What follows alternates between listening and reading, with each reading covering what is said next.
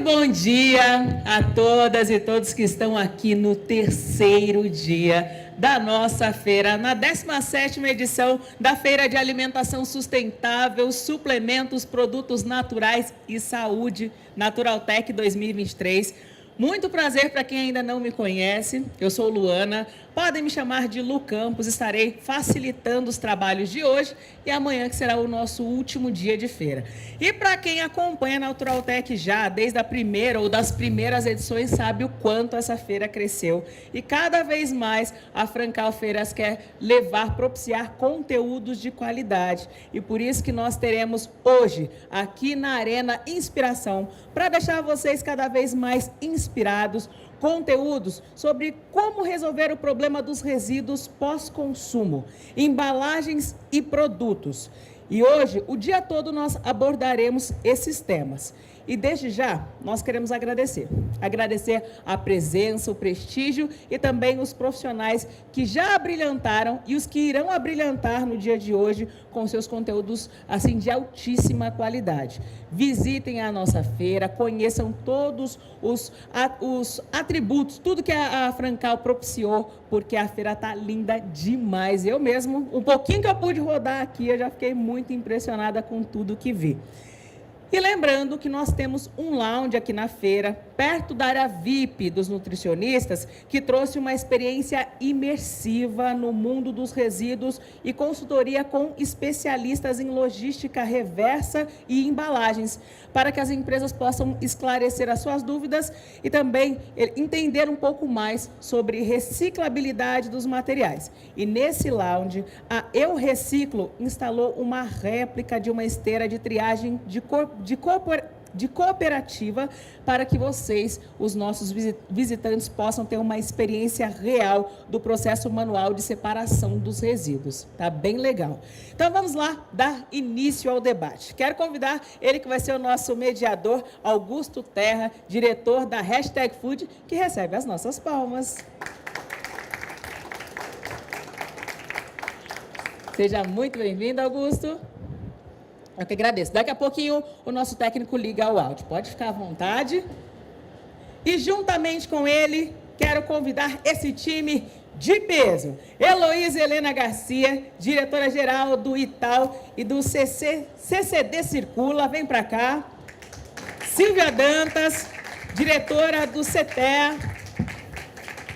Yuri Tomina, head do Casulo Lab da Braskem.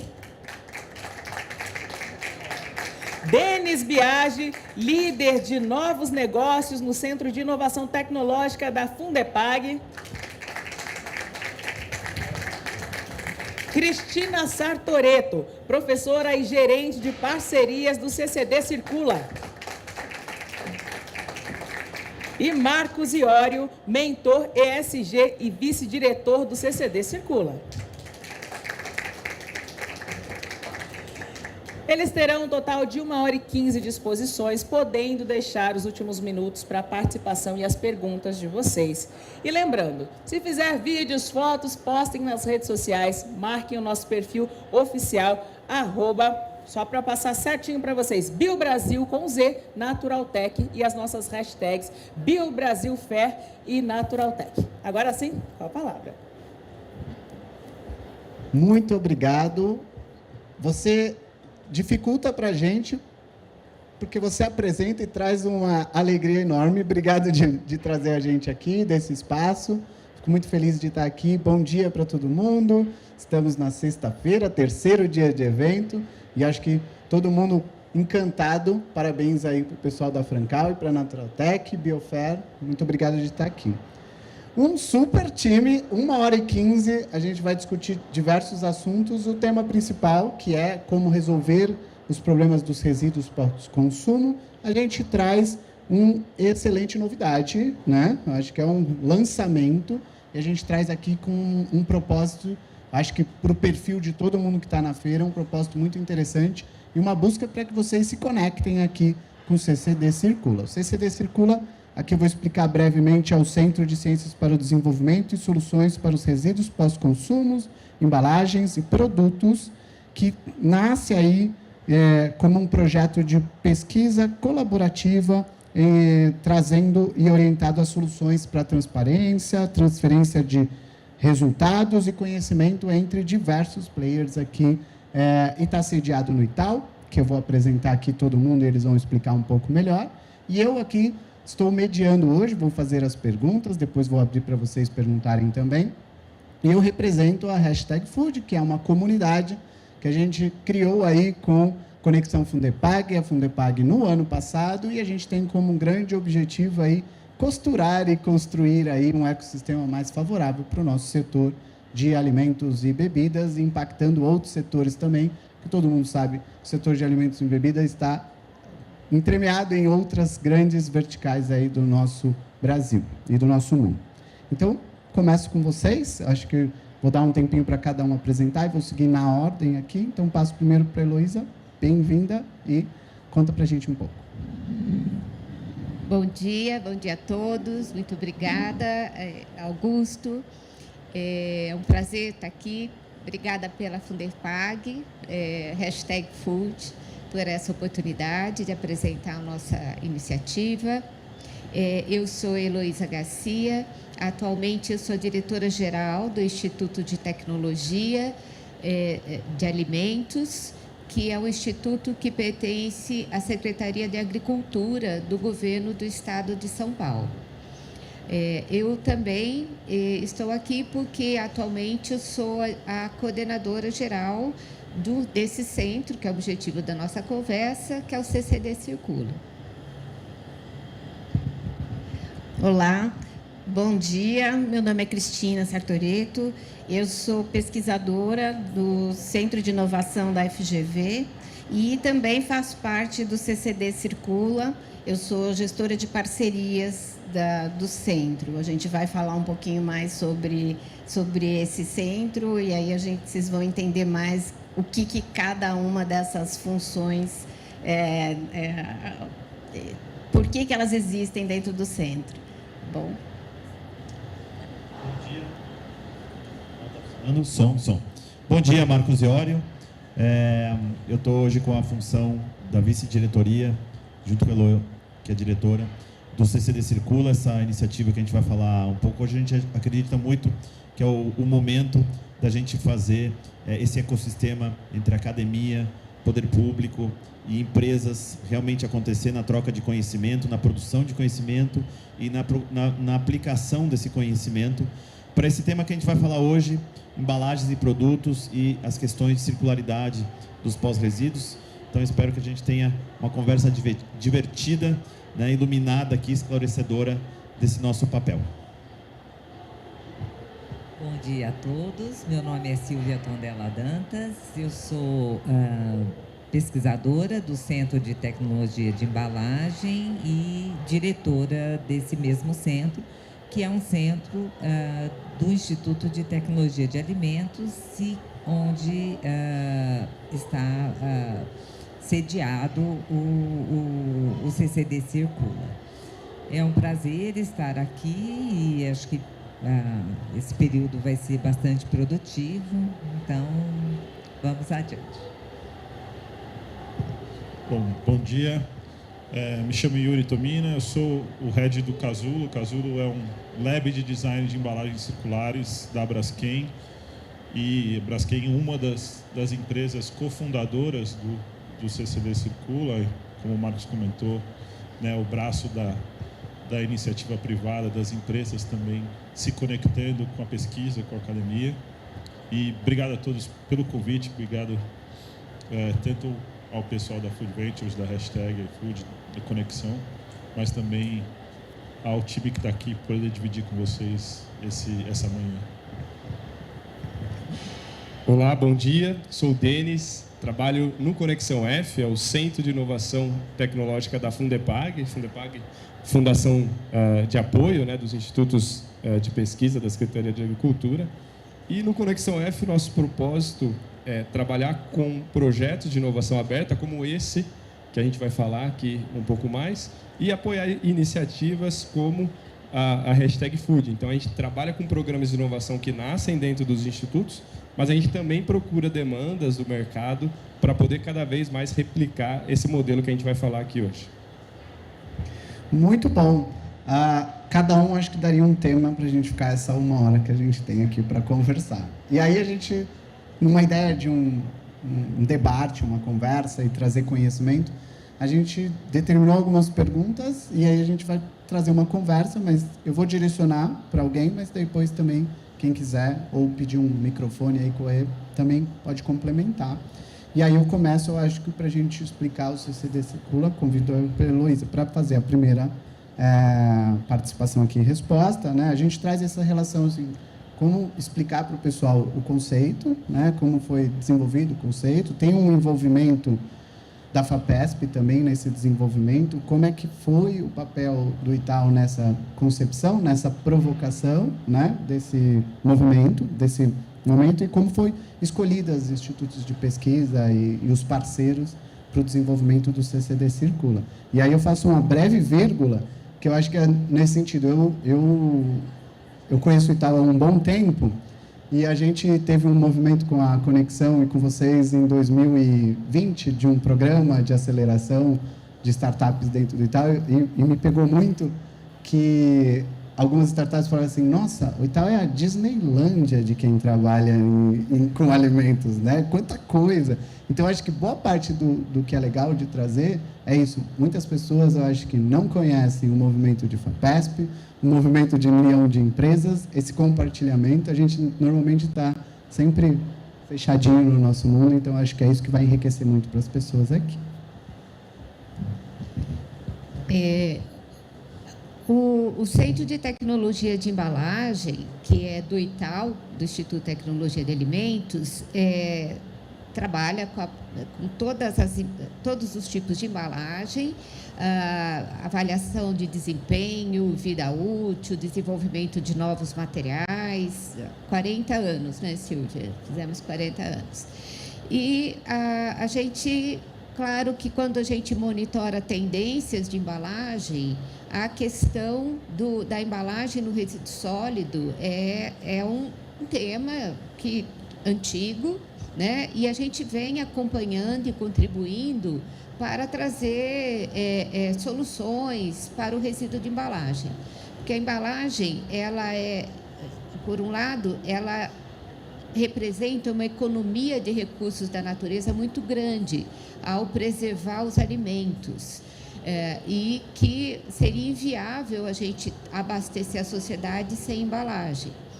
E como o que sobra do pós-consumo é a embalagem e é um material que tem valor, também é importante a gente estudar o que fazer com a embalagem no pós-consumo. Então, isso é um tema de pesquisa do Centro de Embalagem há muitos anos.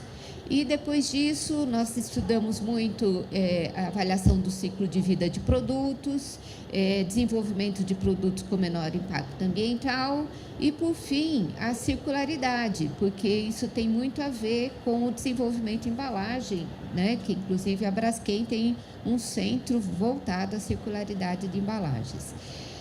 E, dentro desse tema, nós fizemos uma parceria com o Centro de Inovação da Fundação Getúlio Vargas e começamos a tratar do tema de economia circular, né? Então, o grupo do CETEA, o grupo da FGV, pensando a gente começou com uma ideia de fazer um centro para tratar do tema circularidade. Inclusive, a gente estava pensando em aproveitar uma área da FAPESP que chama Centros de Engenharia e a gente estava pensando em conceber um centro de circularidade nesses centros de engenharia da FAPESP.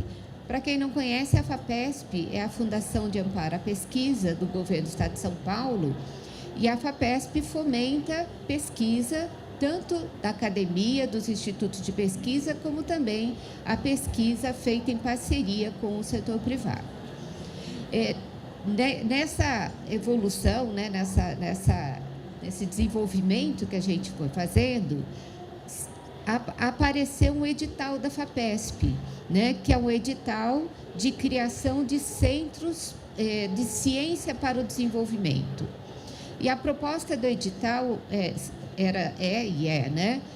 Vamos trazer o conhecimento acumulado, a infraestrutura dos institutos de pesquisa, das universidades, vamos juntar com o setor produtivo, mas vamos fazer uma pesquisa aplicada e que traga soluções para problemas emergentes da sociedade. Daí nós achamos que a nossa ideia seria muito interessante para a gente apresentar dentro desse edital da FAPESP, mas refletindo, a gente achou que circularidade era um tema muito amplo, né? E assim, é um tema muito bonito, mas é muito amplo. E pensando nos problemas da sociedade, nós resolvemos fazer esse recorte, né? Trazer soluções para o resíduo sólido pós-consumo, não o resíduo da cadeia de produção, né? Mas o resíduo pós-consumo, aquele que sai da casa dos consumidores, sai dos restaurantes, né? Então, é esse resíduo, né? Então, tudo a ver o conceito de circularidade nesse projeto, só que a gente fez um recorte para trazer soluções para esse resíduo. E daí nós começamos a conceber o projeto para apresentar nesse edital da FAPESP, e depois a gente vai contar outros pedaços, né, da história. E daí nós começamos normalmente, quando você fala de resíduo sólido, problema de resíduo sólido, todo mundo pensa embalagem. Mas embalagem é um pedaço do resíduo sólido, né? E embalagem tem, assim, tratamento. Agora, o maior problema de resíduo sólido pós-consumo é o resíduo orgânico. Hoje, em torno de 50% a 60% do resíduo que vai para aterro é o resíduo orgânico, é resto de alimentos, onde a gente, ou porque você tem mau uso de embalagem, pouco uso inadequado de embalagem ou não uso de embalagem, e também pelo desperdício, né? Porque o Brasil é tão rico de recursos naturais, de alimentos, e o consumidor não está muito ligado no desperdício de alimentos. E a gente tem um resíduo muito grande desse produto. E também, então, por isso que o nosso recorte foi embalagens e produtos, porque a gente quer trazer soluções não só para embalagem, mas também para aquele resíduo que ninguém pensa, né? Que ninguém traz solução, que são os alimentos, né? O resto de alimentos e outros produtos também. E aí, então, nós fomos prospectar outras instituições, como você perguntou, que estavam trabalhando com economia circular, né? E aí teve um casamento perfeito, porque tem um centro que estava trabalhando com economia circular no IPT, fizemos um link com o IPT, que inclusive tem um projeto muito grande na parte de aproveitamento de resíduos. Depois nós fomos atrás das instituições de pesquisa que trabalham numa entidade que chama All for Food, cujo objetivo também é trazer redução de resíduos de alimentos. E também a gente buscou a parceria do CNPEM, né, que é o Centro de Pesquisa em Engenharia e Materiais, que fica em Campinas e que tem vários centros, e aí a gente trouxe o pessoal de recursos renováveis do CNPEM para dentro. Então, assim, e aí a nossa proposta foi encantando essas instituições, e assim nós montamos o grupo de instituições de pesquisa para a proposta do CCD. Agora, o CCD, pelo edital da FAPESP, ele é 50% instituições de pesquisa e 50% setor privado, né? Onde você tem que ter essa parceria e numa iniciativa que a gente chama na pesquisa de hélice tripla, onde você tem o governo, através da fundação, da FAPESP, o setor privado e as instituições de pesquisa trabalhando juntas, né, para a inovação e para, nesse caso, a inovação trazendo soluções para o problema da sociedade. Esse foi o início da história. Agora a Cris pode continuar. Eu queria só complementar, ainda na parte das instituições, o que a Heloísa está falando, é que essa busca, né, que foi ser feita pelas instituições, ela foi buscando conhecimentos complementares. Então, tudo começou com duas instituições que já estavam estudando economia circular, né, FGV e o ITAL, o CETEA, mas o CETEA e ITAL olhando a parte tecnológica, né, muito forte nessa parte tecnológica, e a FGV, o Centro de Inovação da FGV, olhando a parte de gestão, né, e foi justamente essa união, né, de esforços e de conhecimento, de saberes, que fez o olho brilhar, né, de todos. Puxa, juntas a gente pode avançar na parte de pesquisa, né, Lô? E aí depois as outras instituições também foram trazendo suas especialidades, seus expertises, né? Exatamente, Cris, porque um projeto complexo como esse, ele não tem uma solução única e ele envolve várias áreas de conhecimento, né? Então, a gente tem pessoas que têm especialidade em materiais, pessoas que têm especialidade em segurança de produtos, pessoas que têm especialidade em gestão de cadeias, pesquisadores que trabalham na área de educação. Então, pela própria complexidade do problema a ser abordado, nós criamos um grupo de instituições, com competências diversas, para que juntos a gente pudesse buscar uma solução. Muito bom. Eu gostei muito da parte da tripla hélice. Eu acho que é uma coisa que, normalmente, como consumidor, que eu acho que a boa parte do público que a gente tem hoje aqui na feira, normalmente a gente não está vendo, né, quem está lá atrás, executando, da onde saiu. A gente, quando chega no consumidor, parece que, né, que fácil foi isso acontecer, né? E, então, acho que essa relação de colaboração também é muito interessante. E aí, já aproveito, Cristina, aqui e trago uma relação que eu acho que é a parte das empresas, né? Como é que foi essa relação com a empresa? Que eu acho que tem uma relação de como principalmente no início, né? Quem eu vou envolver, como atrair instituições privadas diferentes, né? Distintas. Acho que a gente sempre, quando a gente fala de colaboração, quando a gente fala de construir junto, a pergunta, eu pelo menos como hashtag food escuto muito, mas e a competição, né? E aí a gente fica, não, é uma coopetição, então como é que a gente trabalha junto. Então, acho que nesse sentido de um modelo inovador de projeto, que todo mundo vai ganhar, como que vocês trouxeram as empresas? Como é que foi essa parceria? Bom, as empresas, elas foram consultadas, elas já começaram a ser consultadas desde o início.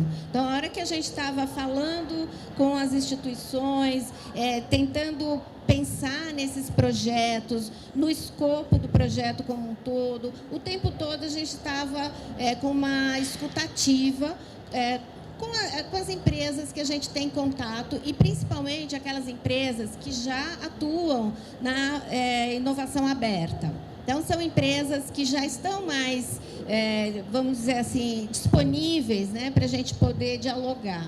E isso foi feito desde o início, de uma maneira informal, né, conversando, a gente fazia reuniões, apresentava as ideias, ouvia o que eles achavam disso. Então, desde o começo, nós tivemos um feedback positivo de que havia esse anseio das empresas. É claro que a gente está falando de grandes empresas aí nesse início, mas o tempo todo, o que nós colocávamos para as empresas? Olha, esse é um projeto onde nós estamos reunindo instituições de peso do Estado de São Paulo, estamos falando de IPT, de USP, Unicamp, o Itaú, são instituições realmente que já fazem pesquisa, e a ideia do projeto é direcionar essas pesquisas para esse problema, que é um problema real da sociedade, é um problema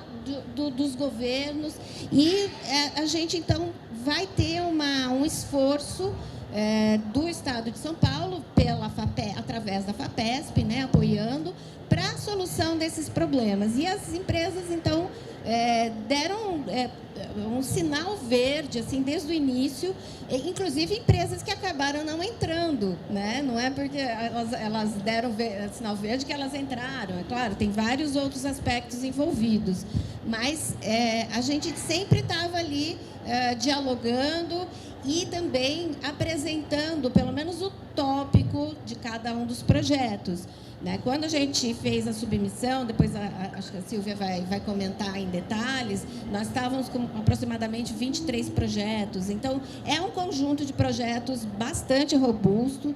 São projetos acadêmicos, né, que originalmente eles foram construídos como projetos acadêmicos para poder entrar no modelo de submissão da FAPESP, que é um modelo bastante exigente, né, que ele exige um rigor metodológico muito grande. Então, o tempo todo, as empresas tinham essa noção de que nós estaríamos entrando com projetos padrão acadêmico e que, ao final, os resultados eles teriam essa validação acadêmica. E as empresas mostraram querer isso. E aí, o curioso é que, como é um problema muito amplo, né? Ele é um problema amplo, complexo, que envolve muitos stakeholders, né? Que são, às vezes, com interesses até diferentes.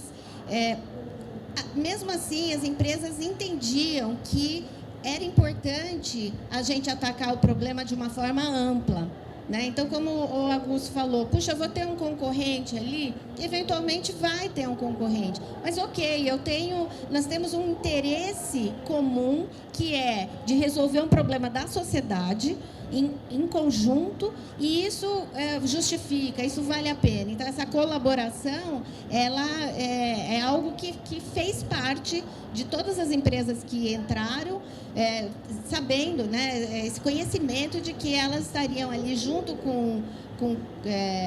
eventualmente com concorrentes, e que as coisas teriam que se resolver, né, como desenvolver em conjunto mesmo, que é a competição que o Augusto trouxe, né? Então, acho que essa é uma introdução aí à parte das empresas. Lembrando que a questão do resíduo sólido, assim, a responsabilidade ela é difusa, né? Porque uma vez que chega na mão do consumidor, a responsabilidade é múltipla, né? Então, por isso que você se juntar para trazer soluções é muito interessante, porque não é um problema de uma empresa ou de outra, né? É um problema de todos, e aí você se juntar para trazer essa solução é muito benéfico e muito mais interessante. E a outra coisa é que, ao divulgar a proposta, a ideia, a gente teve o apoio de muitas entidades que, apesar de não estarem participando do projeto, financiando o projeto, vão nos ajudar, fornecendo dados, ajudando estudos de campo, né, inúmeras, como o SEMPRE, a APAS, a ABRE. Então, inúmeras instituições estão conosco, né, dentro desse projeto. Então, é um grupo muito grande, muitas cabeças, E a gente tem certeza que vai trazer boas soluções. Muito bom. Eu sou mais do mundo do empreendedorismo, mas ouvindo, eu acho que é o mesmo desafio do empreendedor, né? A escutativa que você trouxe é buscar no mercado entender se faz sentido, se é uma solução, se eu estou resolvendo um problema, e aí se organizar como. E aí eu acho que, agora trago para a Silvia, que eu acho que é um ponto que é interessante, que é todo mundo sempre tem um problema do financeiro, como que eu financio isso? E aí vocês tiveram aí essa relação FAPESP, né, o edital, que a Heloísa já trouxe, mas traz um pouco para a gente como é que foi, né, essa relação. E aí, além do desafio de aprovar um edital, que eu acho que também traz uma relação que muitas vezes a gente vê poucas pessoas vendo a importância que existem desses programas de fomento, né, e aí não buscam e não vão atrás. E aí depois a gente fala que tem um desafio de capital, e muitas vezes tem bastante capital nesses lugares. Conta para a gente um pouco dessa relação, conta um pouco do... A partir do momento aprovado, quais são os próximos passos de desafio? Agora eu tenho um grupo de pessoas, tenho parceria com empresas e tenho um edital aprovado. O que são os próximos pontos? E acho que é um pouco das dificuldades, porque é legal a gente trazer, né? Senão as pessoas ficam pensando que foi sempre tudo muito fluido. Não, é verdade. Obrigada pela pergunta. Realmente, o edital, ele tinha uma característica, né, definitiva, que era o financiamento pela FAPESP. Ele seria feito na base de R$1 que a FAPESP investiria para cada R$1 que a iniciativa privada investisse. E as instituições que desenvolveriam o projeto deveriam demonstrar R$2, né, para cada R$1 de investimento da FAPESP na atuação, na disponibilização dos pesquisadores para o desenvolvimento, na infraestrutura que vai ser, né, que seria destinada, utilizada para o desenvolvimento do projeto. Então, realmente, para que a gente tivesse um bom projeto, a gente tinha um grande desafio de conseguir os parceiros, né? E fizemos o trabalho conforme a Cris mencionou. Foram muitas reuniões, foram feitas, algumas com empresas, né? A maioria com empresas específicas, e outras com algumas associações também na busca, né, de parcerias. Eu posso dizer que nós fizemos mais de 30 ou 40 reuniões. E sempre muito positivo, né, porque é bastante interessante ouvir e sentir, né, a expectativa aí da iniciativa privada. Nós tivemos um prazo de 7 meses entre a submissão, quer dizer, a elaboração do projeto foram alguns meses, né, dentro do prazo que a FAPESP deu para isso, né? A gente já estava, como o pessoal comentou, já estava trabalhando na ideia de apresentar um projeto, mas aí nós então tivemos que adequar, né, para atender os requisitos do edital da FAPESP. E então foi um tempo para essa preparação, e não foi, as dificuldades são grandes, porque as empresas até definir que iriam entrar, né, que iriam fazer parte do projeto, apresentar um documento que a gente tinha obrigação de apresentar para a FAPESP, um documento desse compromisso, e uma série de documentos das empresas, porque o edital exigia também que as empresas demonstrassem a sua atuação em inovação. Não era só simplesmente, né, querer participar, mas já tinha que demonstrar que estavam ligados na inovação, né? E dentro do tema, né, claro, dentro do tema do projeto que a gente estaria submetendo. Então, isso foi bastante trabalhoso. Eu vou dizer que nós submetemos a proposta no último minuto do último dia. Tá? Era até 0 horas do dia 16 e a gente submeteu às 11h50 e alguma coisa. Foi, assim, uma loucura. A gente teve documentos que foram recebidos durante a tarde, que a gente precisava anexar, foi bastante complexo. Mas foi um desafio muito bom, muito interessante e muito positivo, né? Então, ficamos muito satisfeitos, né, com o resultado que a gente teve. Aí foram 7 meses, então, para aprovação da FAPESP, né? A FAPESP manda para, além de fazer toda uma checagem inicial, abrir diligências para esclarecimento de dúvidas, ela depois manda para os assessores ad hoc, né? São 3 assessores, então a gente também ela tem que esperar o retorno, né, desses assessores. Então, a gente teve, em maio, né, o retorno, né, a aprovação do projeto. A partir da aprovação, então, tem-se que aceitar os termos da aprovação e aí para a elaboração do termo de outorga. E na aprovação, a FAPESP solicitava que, quando fosse assinado o termo de outorga, já se dispusesse da assinatura dos contratos assinados das empresas participantes.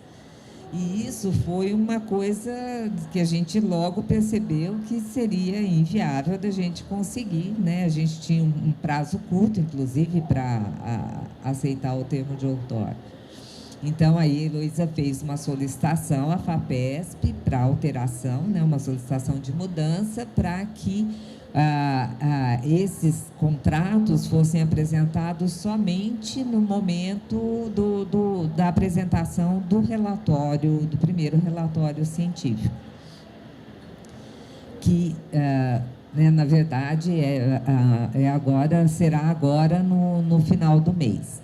Porque a data aí, isso foi aceito, então a gente pôde assinar o termo de outorga, isso aconteceu em julho, mas o termo já dava como a data inicial do projeto, 1º de junho, né, de 22, com um prazo de 60 meses. Então, esses desafios foram bastante grandes. A partir desse momento, a gente começou a trabalhar É claro que a gente tinha urgência de conseguir esses contratos assinados pelos parceiros, que era o que a FAPESP pedia. Não tinha necessidade das instituições parceiras, as de pesquisa e de ensino, porque isso já tinha sido apresentado na proposta de projeto. Mas tinha necessidade, então, de confirmar, né, a parceria das empresas, que, a partir daquele momento, a gente passou a chamar de cofundador do centro, né? E, então, passamos a elaborar a política de gestão e governança, né, do centro, e também o conteúdo do termo, né, o acordo de cooperação, né, que é o contrato individual. E vocês podem imaginar, né, toda empresa tem o seu jurídico, tem a sua área técnica e tem o seu jurídico. Então, é bastante complexo a gente conseguir uma harmonização, né, e um resultado que satisfaça a todos. Então, foram muitos meses, né, nesse processo. A gente entrou em 2023 com somente um contrato assinado, o segundo praticamente ali. E agora estamos finalizando, né, o processo. A gente realmente precisa disso, porque a gente tem o prazo até dia 30 de junho para apresentar o primeiro relatório. Então, esses contratos precisam estar todos em mão. A gente está praticamente com todos, tem um que está sendo finalizado ali. Então eu posso falar agora com muito prazer quais são as empresas que estão conosco, né?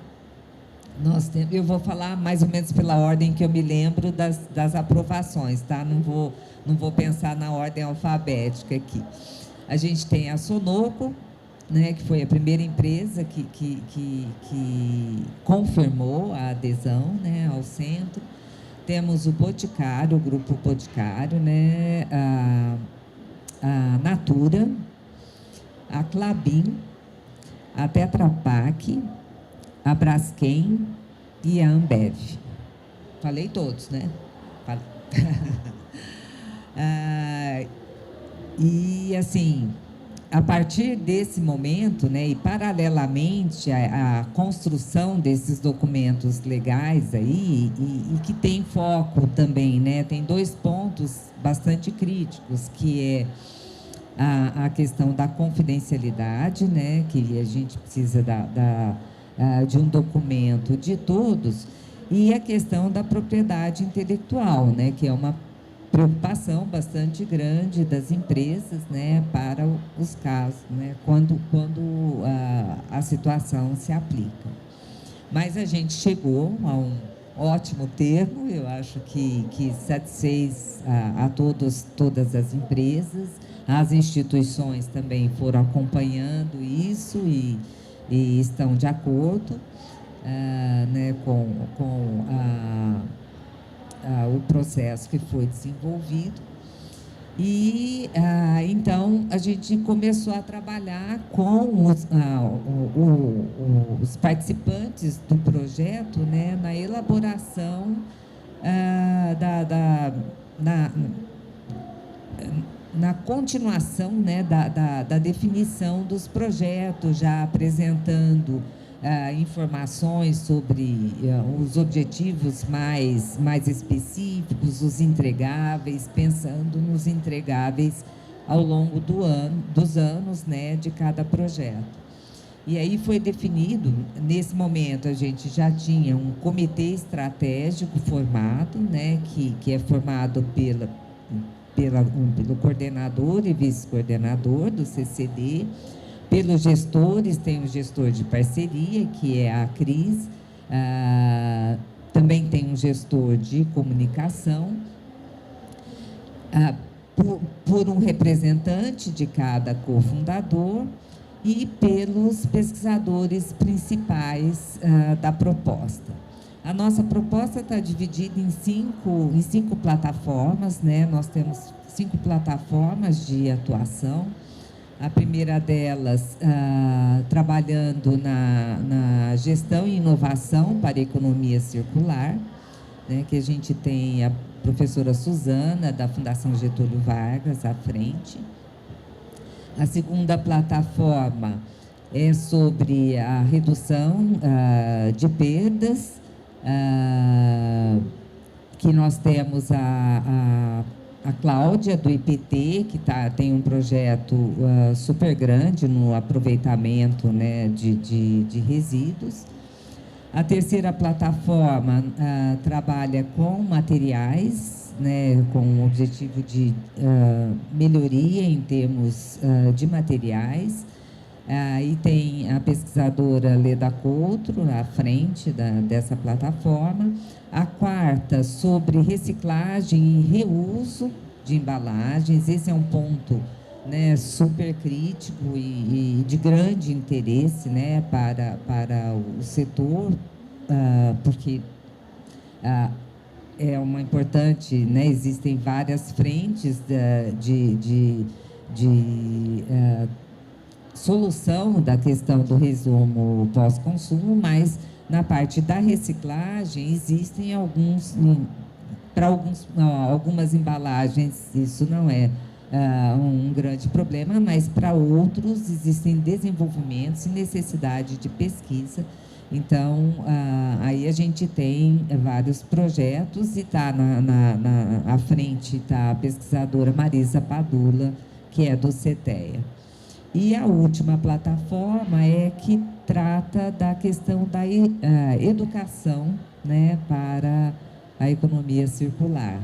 E aí a gente tem a professora Vivian, que é da USP, da Faculdade de Zootecnia e Engenharia de Alimentos, da USP, que está à frente dessa plataforma.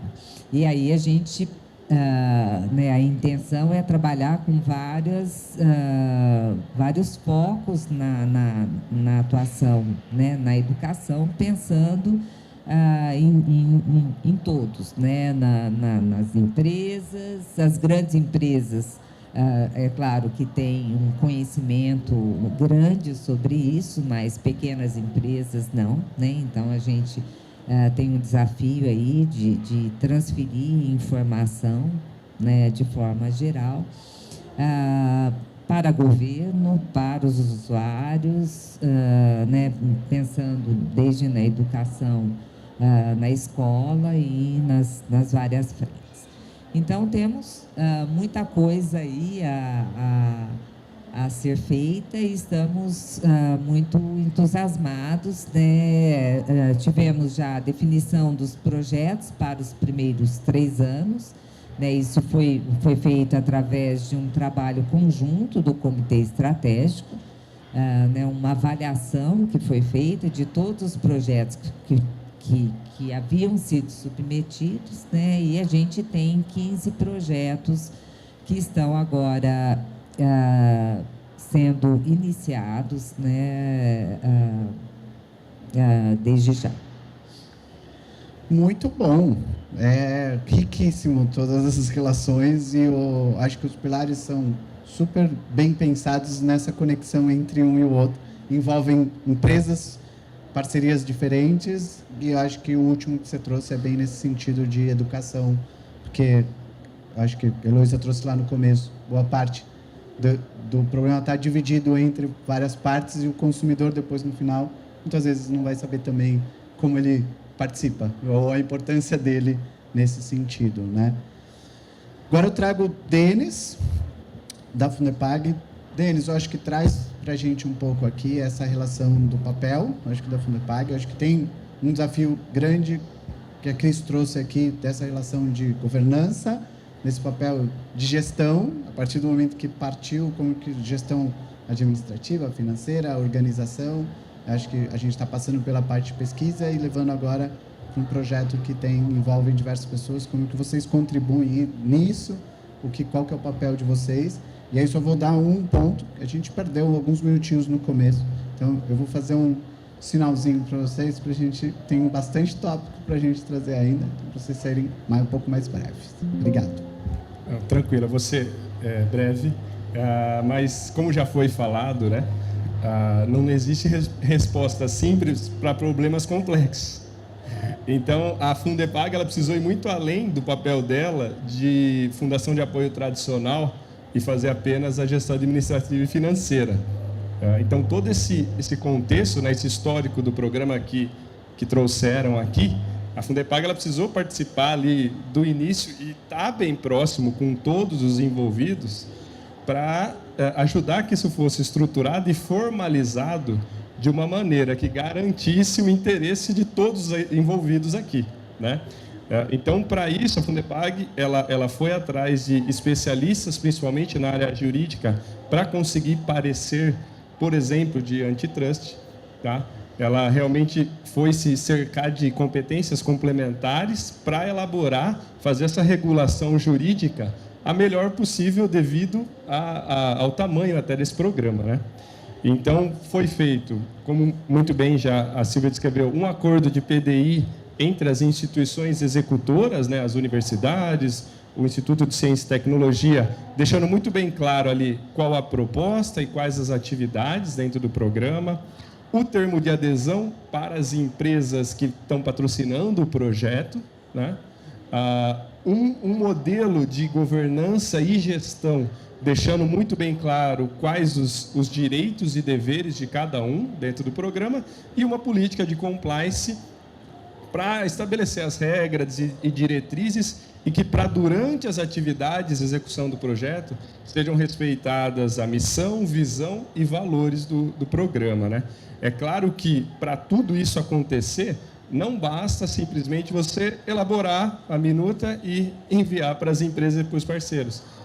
Toda essa participação nas reuniões, apresentação, negociação com os jurídicos, adequação dos termos, tudo isso também entra como papel da fundação fazer e já está fazendo isso em projetos de parceria público-privada há 45 anos, né? Então, assim, acho que além desse papel do jurídico, né, mais forte, ela também vai fazer complementar a FAPESP, a gestão financeira dos recursos privados do projeto, tá? Então, a FAPESP faz a gestão do recurso público, a Fundepag do recurso privado, mas a ideia até desse projeto, inicialmente ele tem 5 anos, mas depois a gente quer que ele, e até é um incentivo da FAPESP, que ele se perpetue, né? Então, a Fundepag, nessa continuidade, ela vai fazer essa gestão financeira desse programa, e também a gente, né? A gente apoiou e continua apoiando um pouco na parte comercial aí do projeto, fazendo prospecção, mapeando empresas que possam ter interesse de participarem. Tá? Obrigado. Muito bom. Eu acho que esse ponto que você trouxe é legal, que é a parte comercial. Precisa de parceiros, precisa de empresas, precisa de relações que contribuam nessa construção, porque impacta todo mundo, né? Então, todo mundo tem um papel aí, super interessante esse ponto. E aí trago, acho que o próximo para o Yuri, que ele se apresentou ali no começo, o head do Casulo, da Braskem. Yuri, acho que traz um pouco para a gente o que é o Casulo, o que é o papel da Braskem. Eu acho que tem um ponto aqui que eu sempre trago nessa questão de conhecimento para todo mundo. Muitas vezes as pessoas nem sabem quem é a Braskem, porque elas conhecem o produto, a embalagem lá no fim, né? E a gente está aí aqui numa feira muito voltada para marcas, né, que estão ligadas ao consumidor final. Então, acho que é legal trazer um pouco disso e trazer, acho que esse ponto, né, como uma empresa, nesse papel, quais são os benefícios que a empresa vê nesse desenvolvimento aí do centro. Legal. Bom, então, dando um pouco esse contexto rápido, né, a Braskem é uma empresa de origem brasileira, mas hoje já é a maior produtora de resinas plásticas nas Américas, né? A gente tem produção de resina aqui no Brasil, nos Estados Unidos, no México, também tem uma operação na Europa. Estamos ali entre as maiores empresas químicas e petroquímicas do mundo. Inclusive, aqui nessa embalagem tem hoje uma resina feita pela Braskem, um polietileno de origem renovável, produzido a partir do etanol de cana-de-açúcar. A Braskem é também uma das maiores produtoras globais de biopolímeros, né? Esses plásticos feitos ou de origem renovável ou que sejam biodegradáveis. E aí, dentro desse contexto da Braskem, eu lidero o Casulo, que é um lab de design de embalagens circulares. A ideia é que a gente atue como um hub de inovação para integrar as marcas, os fabricantes de embalagem, designers e startups, para pensar novos modelos de embalagem orientados para a economia circular e para a redução de impacto ambiental. Então, o que a gente roda ali são dinâmicas, sprints de inovação e projetos de desenvolvimento de novos modelos de embalagem, sempre olhando para como a gente aumenta a circularidade, faz design para reciclabilidade, para redução de impacto ambiental, modelos de reuso, de refil.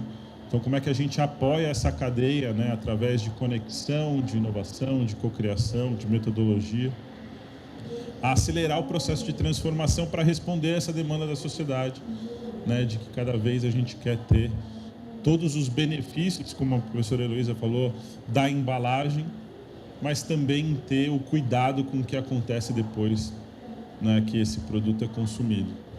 E aí, voltando até um pouco na história que a Cris trouxe, né, de como foi feita a abordagem às empresas, quando a proposta do CCD chegou para a gente ali na Braskem, a gente estava justamente nessa fase de concepção do Casulo, né? A gente inaugurou há pouco menos de um ano atrás, em agosto do ano passado, e na hora que a proposta chegou, a gente enxergou essa conexão, né? Então, a gente estava construindo um lab que fosse orientado para aplicação ao mercado, né? Um espaço de inovação em que a gente testasse no mercado as soluções e as inovações que a gente estava encontrando. E quando chega a proposta do CCD Circula, vinha o braço que estava faltando para a gente, que é a parte da pesquisa, né? Então, essa conexão ficou muito clara. E aí, a ideia de ter um centro que fosse um espaço de colaboração, que trouxesse outras empresas, também teve um aspecto muito relevante na nossa decisão de participar, né? A gente entende que economia circular, especialmente uma economia circular de baixo carbono, não é algo que nem a Braskem, nem qualquer uma das empresas, ou um governo, ou uma associação, uma instituição vai conseguir resolver sozinho, né? Então, ter essa colaboração, essa troca, esse espaço, né, de interação, fazia todo sentido com o que a gente também estava buscando, e por isso entrar nessa jornada junto com essas outras empresas cofundadoras, com as associações, com as instituições de pesquisa, para a gente acabou fazendo muito sentido. E agora o objetivo é que a gente possa, conforme as pesquisas vão avançando, conforme os resultados dessas pesquisas vão aparecendo, a gente possa trazer esses resultados para dentro do Lab, para a gente aplicar isso ao mercado, levar isso a clientes, levar isso a marcas, conectar isso com potenciais empreendedores, startups com quem a gente tem se conectado, para fazer com que essa inovação chegue de fato lá na gôndola, chegue para o consumidor e todo mundo tenha proveito disso. Muito legal. É um ponto que eu também vejo nesse sentido, assim, a inovação das empresas cada vez mais aberta, cada vez mais olhando o pequeno, o médio, o grande, e acho que é um pouco disso que a gente vê crescendo nesse desenvolvimento de que as pessoas também estão procurando, né? Antes a gente, sei lá, quem era pequeno achava que nunca poderia chegar perto, né, desse perfil de empresa. Então, super legal, muito bom. E aí trago para o Marcos aqui. Marcos, acho que você falou muito breve no começo, né? A gente tem pouco tempo para vocês apresentarem, mas tem uma trajetória já na economia circular. E acho que participa aqui trazendo essa relação de quais benefícios você vê, né, vindo desse caminho nesse desenvolvimento, o que você tem visto fora, né, do CCD Circula, e o que você acredita que vai fazer parte do desenvolvimento para o êxito disso aqui para a gente. Conta um pouco. Bom, vou trazer uns números. Eu gosto como bom engenheiro, eu gosto de data tele, eu gosto de falar com números, né? Eu nasci em 72, já vou revelando minha idade, né? E em 72 nós éramos 3,9 bilhões de habitantes e nós extraíamos para o mundo funcionar 28 bilhões de toneladas de tudo, de minerais, de ouro, de árvores, enfim, essa era a nossa taxa, 28 bilhões, 3,9 bilhões de habitantes. Nós chegamos em 2020 com 8 bilhões de habitantes, né? Então nós duplicamos a população do mundo, mas a nossa extração chegou a 101 bilhões de toneladas. Então nós triplicamos a extração de materiais, isso só para ver a nossa relação habitantes-consumo, e se estima que em 2050 a gente deva chegar aos 170 bilhões de habitantes. Obviamente que isso com impacto brutal em como os sistemas vivos estão se ajustando. E quando a gente vem para o Brasil, no ano passado a gente chegou quase aos 83 milhões de toneladas de lixo descartado. Cada um de nós tem na conta ali 1 quilo por dia, né? É o que a gente descarta em nossas casas. Um pouco mais da metade, né? Que a Elô falou ali, são 53% de orgânicos, 32% de recicláveis. O resto a gente chama de rejeito, porque a gente, né, fralda, a gente não sabe se chama de plástico ou de rejeito. Papel higiênico a gente não sabe, chama de papel de rejeito. Mas a gente tem essa história de essa extração monumental e esse descarte, né? Então está claro que a gente precisa ir para um novo modelo de relação ali entre extração e descarte. E a ONU ela está trabalhando a tríplice crise, né?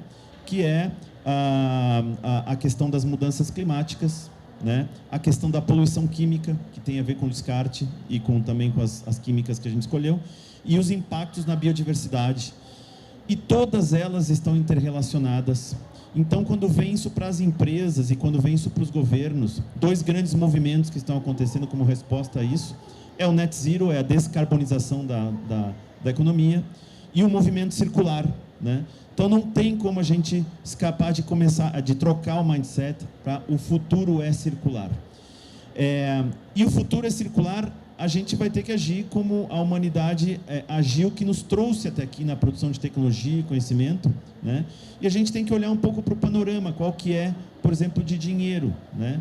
84% do dinheiro do mundo está nas corporações, 12% nos governos, 2 a 3% nas ONGs. Como é que a gente faz, então, esse link, né? E quando a gente vem para o Brasil, como é que a gente vai para um Brasil circular? E aí, quando a gente começa a falar de circular, a gente já está falando de inovação na veia, né? Como é que a gente inova, né? Quando a gente vem para o Brasil, a gente precisa entender que a gente tem problemas específicos nossos e que nós não vamos importar como é feito na Europa ou nos Estados Unidos. Então, nós não temos sistemas de separação de embalagens com sensores em massa, como a Alemanha tem, ou com mãos robotizadas, como a Escandinávia tem. Nós temos aqui um exército de pessoas, de 1.200.000 pessoas catadores, que todos os dias começam aquela primeira milha da logística reversa. Isso é único do Brasil. Nós temos centrais de cooperativas, um pouco mais de 2.000, com mais ou menos uma média de 35 pessoas, mulheres em estado de vulnerabilidade, que estão fazendo a separação manual e sabem que aquilo é polipropileno, que aquilo é um polietileno, aquilo é um poliestireno, sem sensores, sem mãos robotizadas. Então, como é que a gente vai propor soluções para o Brasil se a gente não estudar isso melhor? E obviamente que as empresas também têm o seu dia a dia, elas têm que entregar produtos, elas têm que entregar ali, entender o seu consumidor. Então, é papel da academia fazer esse trabalho de entendimento de onde é que nós temos que pisar, para onde direcionar esforços, para onde direcionar investimentos e muitas vezes gerar dados para que a gente não vá com sede ao pote nas políticas públicas, querendo resolver com balas de prata as histórias, né? Então, o CCD tem essa história, essa proposta de criar esse ambiente de inovação, onde nós vamos sentar as melhores universidades que o Brasil tem, e institutos, e vamos atrair mais institutos para cá, marcas de renome e importantíssimas, globais e locais de grande importância, e, obviamente, pesquisadores nessa história. O grande desafio, né, a gente estabelecer uma linguagem de conversa e, obviamente, uma governança, como a Silvia, a Lô, a Cris trouxeram. Nós estamos falando de muitas coisas que podem sair desse estudo que gerem diferencial competitivo, né? Mas nós não estamos competindo entre nós. Nós estamos tentando chegar a qual que é o próximo passo para inovar. Lá fora, obviamente que existem, fora do Brasil, e aqui também muitas iniciativas, existem esse trabalho em conjunto, universidades e empresas. Se você vai visitar ali o MIT, você vai ver que as empresas estão todas satelitais ali aos laboratórios, a troca é cruzando você cruza ali o quarteirão e você está, a Pfizer está ali do lado, né? Então, você faz essa troca de maneira fácil, né? A gente ainda não está organizado dessa maneira. Então, uma das histórias é como é que a gente cria esse ambiente para conversar, e enxerga que a soma do que cada um tem de estudos vai criar uma situação melhor do que os indivíduos. Eu acho que nós estamos aqui com essa proposta de criar uma coisa muito que tem a cara do nosso borogodó, né? Que é essa coisa confusa, mas um material criativo, né? Uma condição única aqui da gente resolver os nossos problemas que não vão vir de outras regiões. E a história é criar esse ambiente de confiança, esse ambiente de troca em prol do próximo movimento, que é o movimento circular. Então, eu acho que é um pouco disso. Nós estamos fazendo uma coisa que é inovadora também em termos de governança, estamos aprendendo com o processo. A cada conversa com as empresas, a gente vem, olha, tem esse assunto aqui para a gente discutir na próxima reunião, isso aqui não está decidido, aqui tem área cinza, né? Como é que a gente não leva esse problema para as próximas reuniões? E é isso, tentando criar esse ambiente de conversa entre academia, poder público e empresas, né? É louvável que a FAPESP tenha sido esse catalisador de falar assim, eu vou criar uma sala aqui, né? Vou colocar o primeiro tostão aqui para que a conversa comece e que a gente comece a se entender, né? E engrandeça a pesquisa e a pesquisa aplicada. Só terminando aqui, nos 20 anos anteriores que eu tive em multinacionais, sempre o pessoal do P&D, o pessoal de marketing falava assim, eu sei que eu tenho que falar com as universidades, mas eu não sei nem por onde começar, não sei com quem falar e nem sei o que eu vou encontrar lá dentro, né?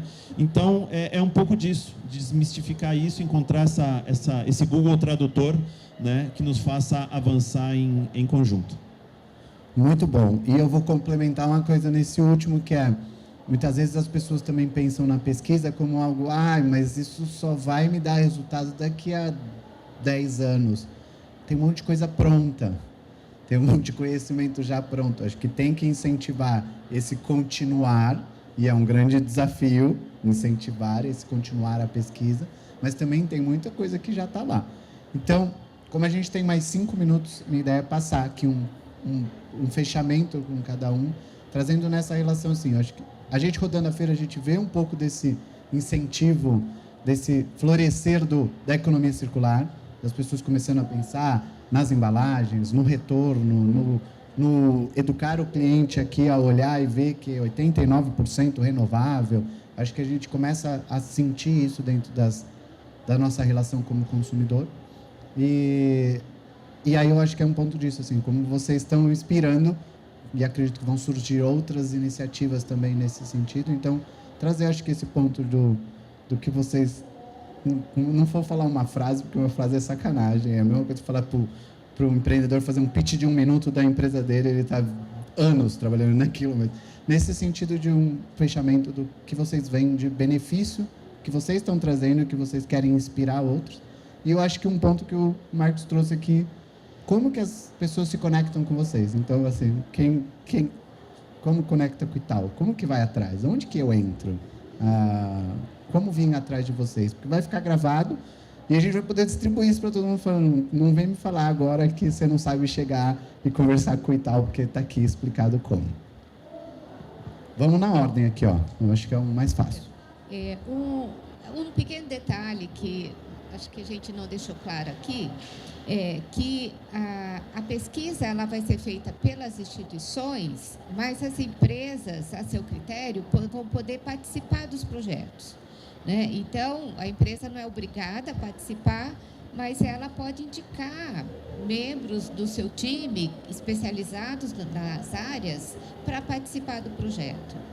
A outra coisa interessante é que não só as universidades têm conhecimento adquirido, né? As empresas, especialmente essas empresas que estão conosco, têm uma história já nesse tema, já tem conhecimento, já tem bancos de dados, já tem coisas que deram certo, que não deram certo e que estão aportando também. Então, é um centro mesmo integrado e é uma construção dessa integração, né? E é isso que difere de um projeto de pesquisa. Por exemplo, qualquer empresa, Braskem, qualquer um pode chegar lá no Itaú e contratar um projeto para aquele objetivo, né? Então, essa relação 1 para 1, instituto e empresa, ela está bem estabelecida. Agora, o que a gente traz aqui é um trabalho de múltiplas mãos por um objetivo comum, né? Onde a gente tem interesses das várias empresas, interesses das instituições, que as instituições também têm seus interesses, mas estão trabalhando juntos, né? Para o objetivo comum. Não é que a empresa está contratando o serviço, não, ela está participando de um movimento. E por isso que eu acho que esse movimento vai inspirar, esse movimento de integração, né, de conhecimento, de experiências para trazer inovação e soluções. O Itaú já tem um projeto dessa natureza, de um edital da FAPESP, também com esse conceito, e também está 1 ano na frente do nosso, mas também está super bacana, porque assim, ele evolui muito rápido por essa interação, né? Então, acredito que aqui a gente vai fazer diferença, né? E esse propósito, né, de, como se fala na teoria da inovação, muros baixos, integração, para a gente trazer soluções. Bom, eu queria trazer um pouquinho aqui do que o Iório falou, né? A FAPESP, ela está cutucando essa turma, né? Ela cutucou aqui, falou, olha, vocês têm que fazer projetos que sejam multidisciplinares, né? Esse é um grande desafio, não é pouca coisa, não. A gente está falando de universidades grandes que normalmente trabalham separadamente, e esse projeto é justamente para trabalhar junto. Mais ainda, trabalhar junto com as empresas. Mais ainda, ouvir o governo, o que precisa, né? O que a gente está precisando para a sociedade, né? Então, essa é a grande provocação e a ideia de perpetuação do centro, que a gente, enquanto sociedade, consiga construir esse tipo de iniciativa sem precisar dessa ajuda, né? Então, é uma ajudinha aí que a FAPESP está dando e que a gente espera que realmente tenha essa continuidade depois. Nós estamos construindo toda a parte de comunicação do CCD, mas já temos um LinkedIn, tá? Por enquanto, quem quiser entrar em contato conosco, já pode se comunicar conosco ali pelo LinkedIn, e a gente vai, aos poucos, expandindo aí os canais de comunicação. Acho que até o Iório pode falar um pouquinho mais. Eu vou falar meus últimos 2 centavos aqui, sobre a comunicação, né? Tem um dado que diz que as empresas só comunicam 7% das ações de sustentabilidade do que elas fazem, né? Como que assim, não, todo mundo sabe o que eu estou fazendo, né? Acho que é importante, tudo que for produzido aqui no CCD, que a sociedade saiba e que a gente conte da melhor maneira, né? A gente não está ali, porque se a ciência fica meio sexo das moléculas, né, ela fica ininteligível. A gente tem que trazer as aplicações práticas, e nada mais prático do que o dia a dia, embalagens e produtos. Então, a gente contar isso de uma maneira lúdica, de uma maneira fácil. A gente está preparando como contar isso, a gente está tentando entender os projetos para poder falar para as empresas, para trazer mais empresas para dentro do CCD, e essa é a nossa ideia, de manter de criar esse ecossistema, né? Eco, que diz o sistema eco de casa, né? Como é que nós vamos sistematizar isso? Nós já estamos com o LinkedIn, então vocês vão encontrar lá o CCD Circula, conseguem interagir por lá, conseguem mandar mensagens, a gente consegue ter uma conversa a partir disso, mas a gente vai ter também, estamos preparando ali a nossa newsletter, como é que nós vamos fazer essa divulgação desse trabalho, vídeo no YouTube, enfim, nós vamos ver como fazer isso, mas a ideia é que realmente a gente vá dividindo essa jornada a cada aprendizado, a cada descoberta, para que entre todos a gente vá digerindo quais são os próximos passos. Então, para contatos com a gente, CCD Circula, está lá no LinkedIn, vocês mandando mensagem, a gente começa a conversa a partir daí. Bom, eu só queria lembrar, então, que, na verdade, esse projeto ele tem o objetivo de trazer soluções. Esse é um compromisso que nós temos, né, junto à FAPESP, junto aos nossos parceiros, de trazer, então, soluções para os resíduos pós-consumo. Tá? E, para isso, a gente quer ouvir cada vez mais, né, mais amplamente, né, de todos os envolvidos. Então, o projeto está em aberto, né? A gente, como o Marcos acabou de falar, a gente está buscando, né, e está aberto para novos parceiros e queremos ouvir de todos, então, sugestões, ideias, tá? Então, era isso que eu queria comentar com vocês. Obrigada pela atenção.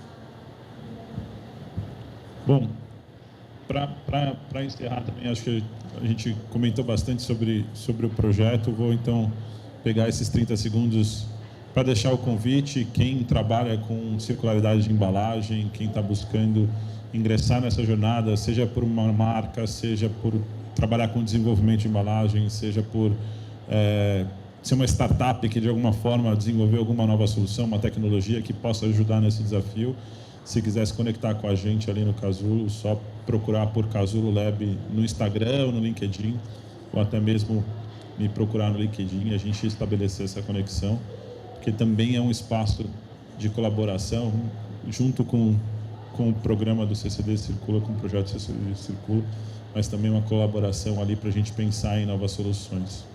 Obrigado pelo convite.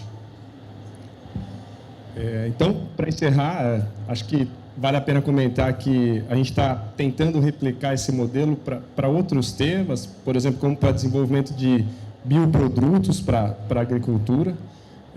É um modelo que toda vez que a gente conversa com as empresas desperta muito interesse, porque você está possibilitando acesso a um capital intelectual de referência, a uma infraestrutura de ponta, e as empresas enxergam que, dessa maneira, no projeto, elas acabam diluindo os custos e diminuindo também os riscos que envolvem projetos de PDI. Tá? Então, também deixo o convite, quem quiser conhecer um pouco mais do nosso trabalho, pode procurar nossas redes sociais, conexão.f. Obrigado. Muito obrigado, pessoal, pelo tempo, pela relação. Não sei se alguém tem alguma pergunta, tem um tempinho aqui que a gente pode fazer. E eu só vou trazer um ponto que é localização. A gente está numa feira Brasil, a gente é nacional, a feira é nacional, tem gente de fora do Brasil, mas aí vocês me corrigem se estou errado. Conexão F está no hub da PUC Campinas, que é o Mescla. A Casulo está aqui no State, em São Paulo. Itaú fica em Campinas também, CETER, dentro do Itaú. Faltou alguém? A FGV, mas São Paulo tem espalhado, mas São Paulo é onde está a sede. E aí, quem quiser, fica à vontade. Olá, se apresenta para a gente também, tá? Para a gente te conhecer. Boa tarde. Meu nome é Clélia Costa. Olá. Eu trabalho há 5 anos, com produtos sustentáveis e ecologicamente corretos, para diminuir o impacto de Olá, emissão, é um prazer ter você aqui com a gente, mudando a forma como a gente das faz a embalagens. empresa, trazendo muito mais Então, praticidade. eu iniciei com produtos de uso urbano, diário, como talheres, canudos, copos e garrafas. E agora eu já inseri produtos de utilidade doméstica. Então, o meu público são famílias, mulheres, dona de casa. E eu tenho produtos também para compras a granel, que é justamente para solucionar o problema das embalagens, dos produtos. E o meu pensamento, a minha pergunta é: qual é a dificuldade das empresas de alimentos? Vamos falar de a granel, do arroz, do feijão, do macarrão, deles terem embalagens ecologicamente corretas, no caso, embalagens biodegradáveis e compostagens, porque já existe no mercado, compostáveis, porque essas embalagens já existem no mercado. Então, qual a dificuldade deles implantarem isso nas empresas? Eu vou fazer só um disclaimer que a gente não tem ninguém da indústria de alimentos e produtos, mas daí eu acho que cada um traz a sua opinião. O que a gente tem que pensar é que a gente, como o Iori falou, a gente tem que trazer soluções para a nossa realidade. Hoje, para pós-consumo, eu não tenho infraestrutura de compostagem.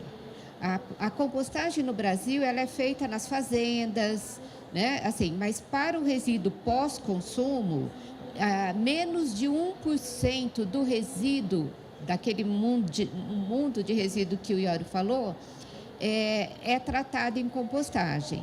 Então, o fato de ser compostável não é uma solução, inclusive é um problema, porque o material compostável vai para o aterro. No aterro, esse material vai ser degradado para metano e não para CO2, que seria na compostagem.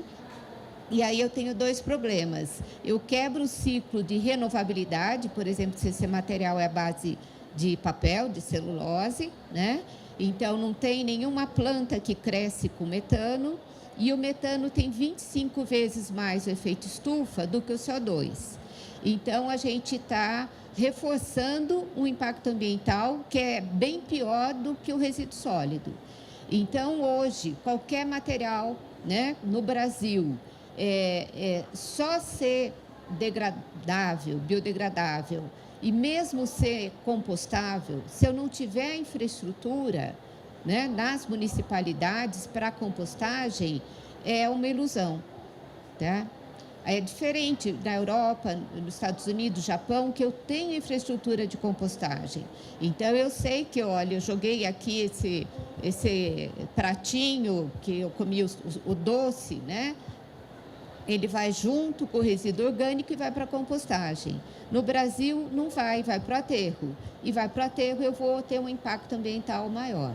Então, mesmo que seja um material que seja compostável, a gente, no Brasil, a solução hoje é a reciclagem. Tá? É reduzir, como a sua proposta de reuso das embalagens na venda de produtos a granel, né? E a questão da reciclagem. Não sei se...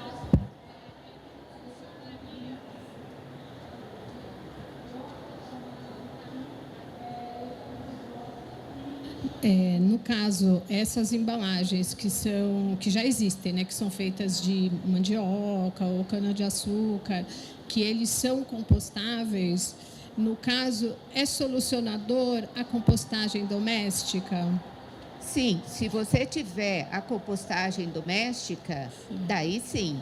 Agora, a porcentagem de pessoas, de consumidores que têm compostagem doméstica é muito pequena. Certo. Então, é solução de nicho, não é uma solução de Estado, né? Não é uma política de Estado. Eu não tenho compostagem, eu tenho uma minhoqueira em casa. A minhoqueira eu não ponho nem essas embalagens. E eu tenho que cuidar das minhas minhocas, porque tem coisa que elas não aceitam. Um dia lá, besteira, eu botei resto de cebola, era minhoca para sair por tudo quanto é lado da minha minhoqueira lá. Então, assim, agora, por exemplo, na Inglaterra, você tem muitas composteiras domésticas. Então, faz parte da cultura do povo. Então, é mais fácil. Agora, não quer dizer que a gente não possa fazer campanha para composteiras domésticas. Eu queria só colocar tecnicamente, a gente tem que tomar cuidado, tá? Quando a gente acha que aquela é a solução, que é a bala de prata, né? Existe muito folclore ambiental de ter como certo que aquela é a solução. E vou trazer, apesar da compostagem industrial, que é isso que a gente precisa. Quando a gente fala de embalagem, nós estamos falando de compostagem industrial, tá? Porque muitas vezes um plástico compostável não composta em casa. Ela precisa chegar aos 60 graus, ter toda a fermentação, né? O tipo de bactéria, enfim. Nos Estados Unidos, existem mais de 2.000 composteiras industriais. Mas lembra que o final desse composto é um substrato que vai ser usado na agricultura. Então, se por um acaso um pratinho que se achava que era compostável foi parar lá sem querer, ele vai ficar no final dos 180 dias lá, o pratinho, o talher. E nenhum agricultor quer, por engano, colocar talheres ou qualquer pedaço de plástico na agricultura. Então, só 2% do material industrialmente compostável é compostado nos Estados Unidos. O que leva a que a gente teria que criar uma estrutura à parte para compostar embalagens. A gente não começou nem a compostar os galhos, nem a comida, nem nada no Brasil. Então, nós estamos longe, como a Heloísa falou, de ter uma estrutura preparada para isso. Eu não sei se essa estrutura vai acontecer algum dia. Então, qual que é o caminho? É disso que se trata. A gente precisa estudar os caminhos. De educação. Da palestra, a senhora disse que no caso, depende muito da colaboração da sociedade, né? Então, a gente tem que levar esse conhecimento à sociedade e incentivá-los, né, engajá-los às práticas sustentáveis, né? Então, um movimento lixo zero, ele incentiva a sociedade a ser lixo zero e a compostar em casa. Então, tem muitas pessoas que eu conheço, inclusive eu tenho composteira em casa. Então, a pessoa reduzir o desperdício do alimento processado. Então, na minha casa, eu coloco no meu prato o que realmente eu vou consumir. Então, não deixo restos, né, de comida processada. Agora, as minhas cascas, né, a casca de ovo, da batata, coisa que eu não utilizei para o cozimento, eu composto, né? Então, no questão orgânico, eu sou lixo zero. Então, em casa, eu faço separação dos meus resíduos em 4 frações, em 5 frações, que é o rejeito, tudo que é de banheiro, né? E os recicláveis em metal, plástico, vidro e papel. Então, eu já pratico isso. Então, cabe a eu, né, levar para a sociedade, para os meus clientes, essa prática sustentável e eles aderirem, né, a essas práticas. Sim. Agora, a gente tem que entender que, às vezes, o consumidor, às vezes não, muitas vezes o consumidor não pode fazer coisas sozinho, né? Você tem que ter uma política pública, você tem que ter uma infraestrutura pública para a gestão dos resíduos. Porque, assim, o eu não é o normal, né? O eu não é o geral. E a função da municipalidade, do governo, é trazer soluções para todos, né? E, assim, o problema é complexo, por isso que nós temos aqui um centro para estudar. Agora, o que a gente não tem é solução simples, né? Uma coisa que funciona para você, né, não funciona, por exemplo, para alguém que mora num apartamento, assim, então, parabéns, tá? Mas, assim, tem muito pela frente, eu acho que várias soluções podem trazer, mas a gente tem que pensar que, para fazer a diferença, tem que fazer diferença num volume grande, porque nós temos... O volume é muito grande, né? Então, existe um racional aí. Agora, educar é a primeira coisa, né? Muito bom. E eu acho que fica aberto o convite também a participar, né? Eu acho que é o que trouxeram. O centro vai ter esse objetivo de ser colaborativo e vai trazer diversos pontos para essa solução, para chegar nessa redução e também nessa educação, que é um dos pilares que a Cris passou lá para a gente. Então, obrigado. Obrigado a todo mundo e vamos continuar aqui. Acho que tem muito conteúdo aqui para você trazer para a gente.